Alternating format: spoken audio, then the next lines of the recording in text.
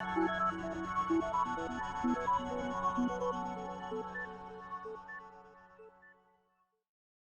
alaikum wa rahmatullahi wa barakatuh.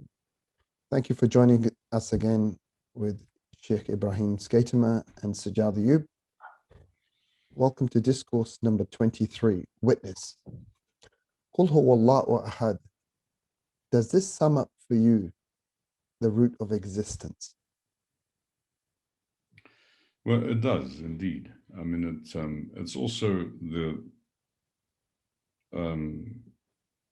it is a source of, it is the first source of comfort. It is the source of all sources of comfort. Mm. Because it means that you're dealing with something which is completely inescapable. If he's one, an indivisible, he has to be fully present in every moment, in every place. So there isn't half of him here and half of him on the outside of what I can see. There isn't a half of him now, or a third of him in the moment, a third of him in the past, and a third of him in the future. Mm. He is fully, completely now here, always. And so it means that extraordinary intelligence that governs and is sat above all created things, the seven heavens, there's each one being like a ring in the desert, just to give the sense of the most unbelievable scale. That vastness is completely here now.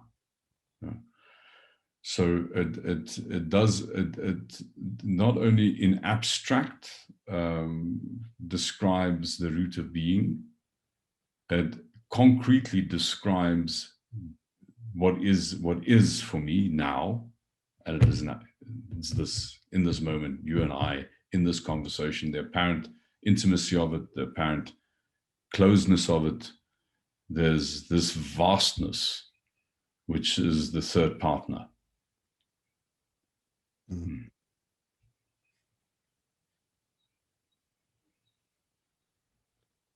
Worshipping means being amazed. We cannot have that state based on intellectual understanding.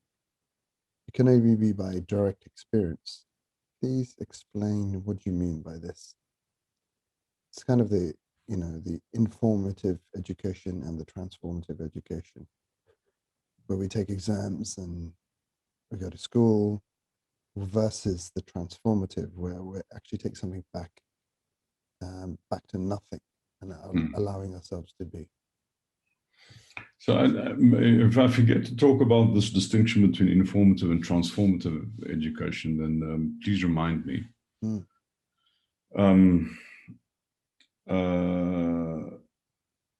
So I'm sure you must have heard the metaphor for this, Sajjad, before. That's the who, assuming there's a person who understands nothing about honey, they've not written a single treatise and they don't understand anything about the chemistry of honey, but they've eaten it. They've tasted honey. That's the one person. Then you get a guy who's done all sorts of chemical analyses on honey. He's written PhDs. This poor soul had suffered a dreaded disease when he was 3 years old. And for him, everything tastes like ash. And as a result, he's never even put honey in his mouth. Who knows the honey? Surely, it is not the guy who wrote the book. It is the guy who tasted the honey. So this is also consistent with the idea, I think it's an NLP phrase, but I mean, it is very useful. The map is not the territory. And so I mean, you know, and also the sign is not the reality. I mean, you know, if you're driving down the road and you see a sign that points to Luton, that doesn't mean you're in Luton. You know, it's a sign. You know, if we got a nice sort of like a carpet-sized map of Pakistan, right? And I invited you to come and stand with me on the spot where it says Lahore. So be careful, not too far south. You'll end up on the wrong side of the border. It was in Lahore. Right. They'll shoot your foot. I mean, you're not in Lahore. You know, so some of us are very good cartographers. Some of us produce lots of really interesting maps. I know people who are cartographers of inner experience who've never experienced anything that they're describing. It is like the man who writes a PhD on honey who can't taste. This is entirely possible. And so I'm very nervous when people start to talk about tasawwuf and what we're trying to do on this path as a scholarly affair. I had an experience once in Singapore. I was invited to speak at a Sufi conference. I mean, they were very nice people and they treated me very generously. So I hope this doesn't come across as being dismissive, but it was quite an extraordinary experience actually, because I just arrived from South Africa and it's like it's a west-east flight. So, I mean, you're kind of jet lagged and not quite with it. But I had to attend this very important meeting of all the people who are going to speak at this conference. So we arrive at this house, wealthy person's house, and it's like the floor is covered with people. I mean, people sitting on the floor, you know, the huge lounge, lots of people. And right in the front, there's this row of chairs with these kind of very august looking people sitting on these chairs. God, these are very important people. And I get led by the hand and I get pointed out a chair. So now I'm sitting on the chair. I'm really intimidated by this, looking at all of these people sitting on the floor, looking up at this. And then we were introduced as these great scholars. I said, no, folks, you got the wrong guy. Sorry. You know, I'm not a scholar. This is not scholar. What we do isn't scholarly. You know, it's artisanry. There is a difference. You know, it is like our endeavor is not bookish. It's pragmatic. Now, that doesn't mean to say you now have to become hostile to books, because that's ridiculous. I mean, that's, you know, but I mean, understand an illiterate person can know as much about the stuff that we're trying to achieve than a literate person. In fact, in our tradition, in the Shadhliya, there have been a number of really significant sheikhs who were illiterate, could not read and write. This is not a requirement for what we're doing. You know, you don't have to be literate to be able to, you need to be literate to be able to write the treatise on honey. You don't need to be literate to be able to really understand the fine nuances in taste between different kinds of honey, you know? So, my Sheikh, Sheikh Mohammed ibn al-Basir, the fascinating story spoken about that family, that in every generation, they ask for one blind person, because that person will have basira, they'll have insight. And so I was told about a few of these people of that nature in that family. Not one of them was scholarly. The one man, you could give him sand from anywhere from anywhere in the Sahara, anywhere, and he will tell you. You put the sand in his hand, he'll feel it. He'll tell you where it comes from. There was another man who became the top. He wasn't a doctor. He didn't have any education in medicine, but he became one of the top diagnosticians at a hospital in Casablanca. He would walk past somebody and tell you what's wrong with this person. Nothing learned from books. So there's a way of learning which is about direct experience, which isn't scholarly in character. And people of tasawwuf are people of that ilk. They're not necessarily, there's nothing wrong with, I was not to say there's something wrong with reading, and but this is not going to do it for you. It is practice is going to do it for you. It is tasting the honey, exploring it. It's the real first-hand experience is going to do it for you. That is very subtle. Sorry, I thought I muted it. No, you didn't mute it. I didn't hear it at all. But it is. I'm very impressed. Very well. It looked like you were. It is hard. I beg your pardon. Right. So that's the game that we're in. We're in the game of not map making. We're in the game of exploration. Witnessing the eye and the heart. Can you tell us about what this means and maybe even how to achieve this? Say that again? So witnessing with the eye and the heart, can you tell us more about what this means and maybe even how to achieve this?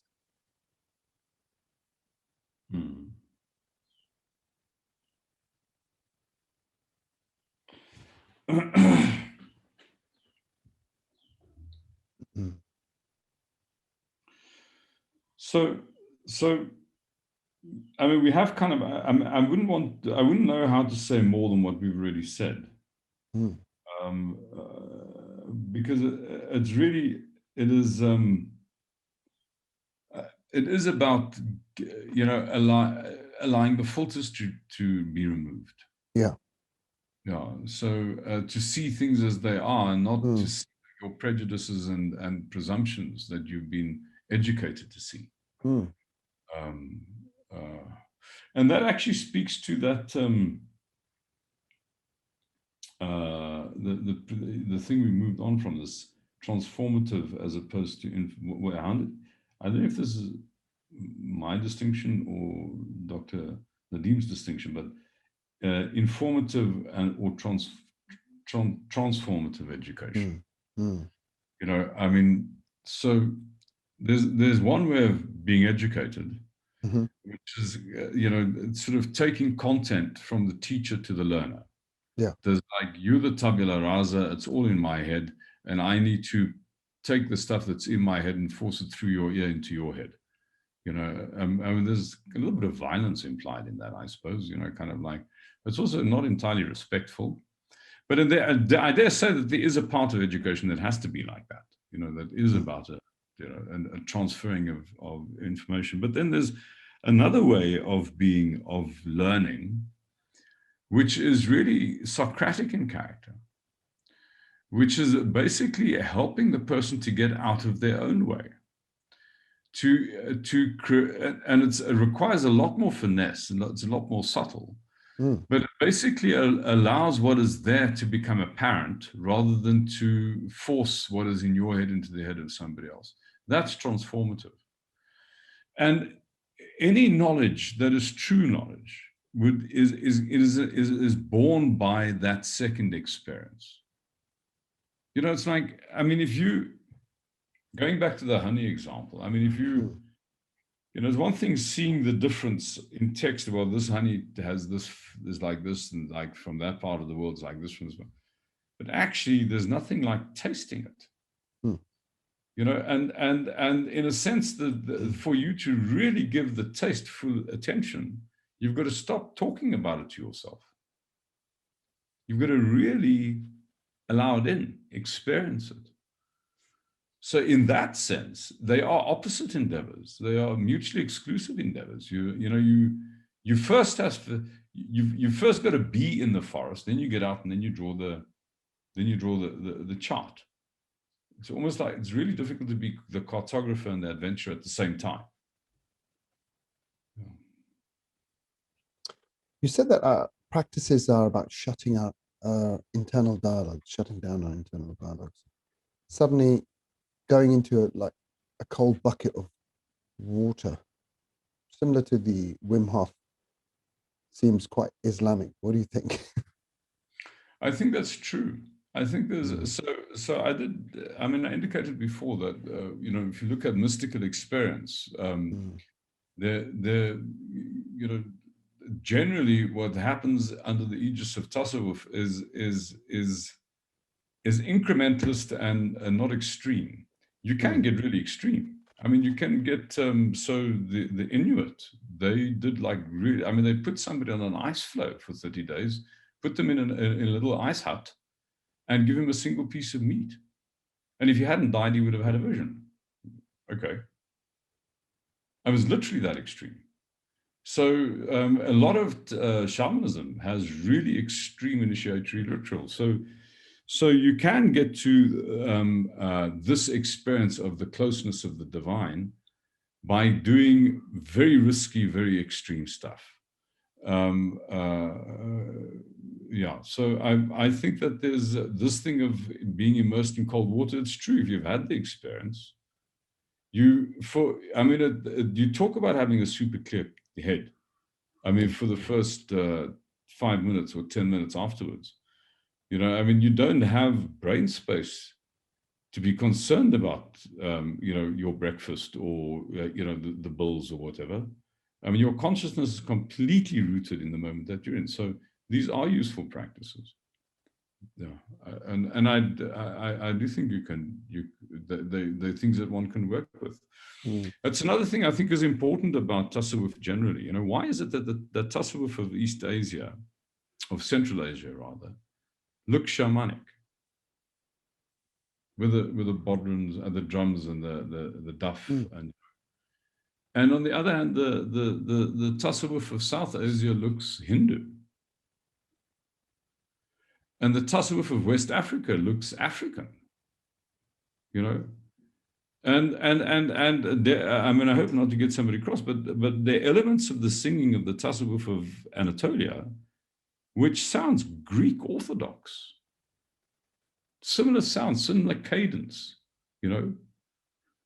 Well, because that's what we are. We Sufis are the world's most shameless plagiarists. We steal everybody's stuff. Our concern isn't, can I find the exact place in Quran and Sunnah where this thing was referred to? Does this thing work? If it works, I'm gonna paint some Arabic on it and I'm gonna use it. That's perfectly legitimate. Perfectly legitimate. That's why our tradition has such an incredibly broad scope. It's a vast thing. It has all sorts of practice. It's been worked on for 1.5 millennia. It's been highly developed as a piece of technology. There's some amazing stuff in it, and its strength. It's not weak because of its diversity. It's strong because of its diversity. It's not weak because of its inclusivity. It's strong because of its inclusivity. It's not weak because of its its non-prejudiced nature. It's strong because of it, because it has allowed us to assimilate stuff that works, pragmatic stuff that works for a very long time. What do you think about Salah when folk are thinking about their bills and family disputes and not working things out? That isn't shutting down the internal dialogue.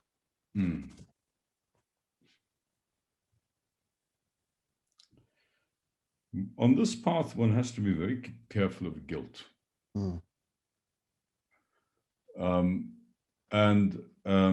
Because you're dealing with supererogatory stuff, I mean, there's the inner work. Don't give yourself twice the amount of reason to feel bad. Oh, your salah's not good enough. For heaven's sake, the guy's doing your salah. At least he's on the masala. It's not acceptable because you were thinking about the bills. I mean, really. What do you want? Him on this masala? So okay, so it's useless. I'm not even going to get onto the masala.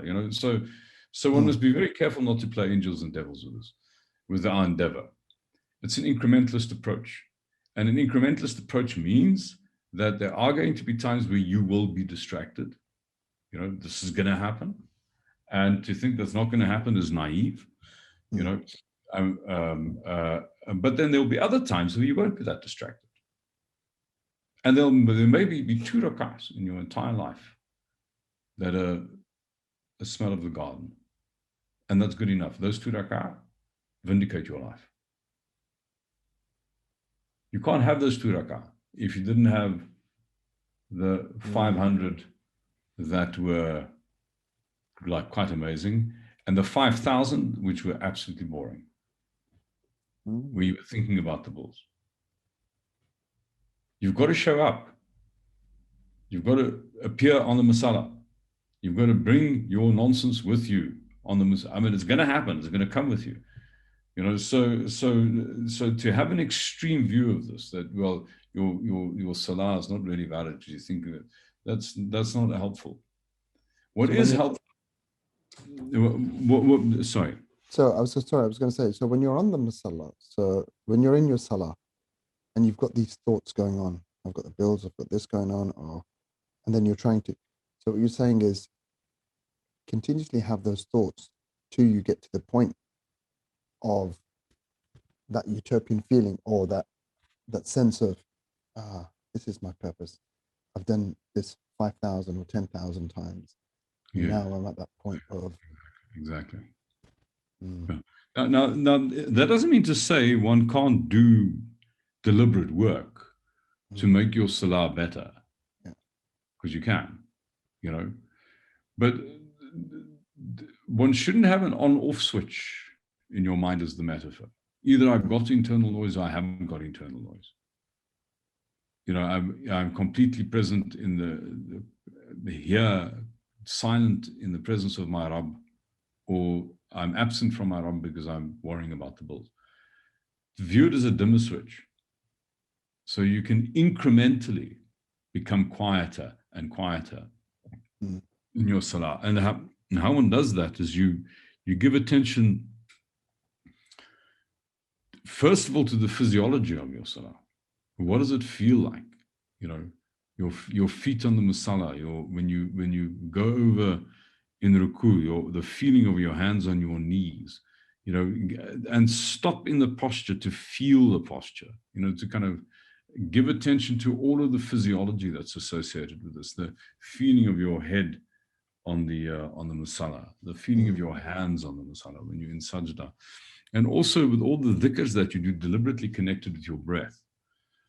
So whatever you're saying, Subhana Rabbi al-Azim, you know, so maybe Subhana Rabbi on the out breath and Azim on the in breath, or the opposite. It doesn't matter how you do it, but connect the actual recitation with the rhythm of your breathing and the rhythm of your movement on the musalla, because that just adds a level of complexity that soaks up bits of attention that could otherwise end up down a rabbit hole, you know, worrying about the bulls. Make it complex enough so it holds your attention. Not too complex so that you feel like, now, you know, this is too much. I mean, you know, just the right degree. Just enough to keep your attention engaged in the moment that you're in. That's what I found to be most useful. But then also to accept that sometimes they're going to be better and sometimes they're going to be worse. And that the issue is that in that sense, there's no such thing as a wasted salah. It's all part of a journey. It's an incremental journey. You'll become quieter and quieter over a period of time. You'll have more and more pleasure out of your salah over a period of time. Just stick it out. Show up. You know, that's the other side to this issue of having the casino idea. You know, I've got to do one crazy big thing and then my life will be fixed. No. Your life gets fixed by increments. And what your part of that is showing up. Consistency is absolutely the key to inner practice. Absolutely the key. Don't do huge amounts. Do what you can consistently. On that note, thank you very much again. And Assalamu alaikum, and join us on the next discourse.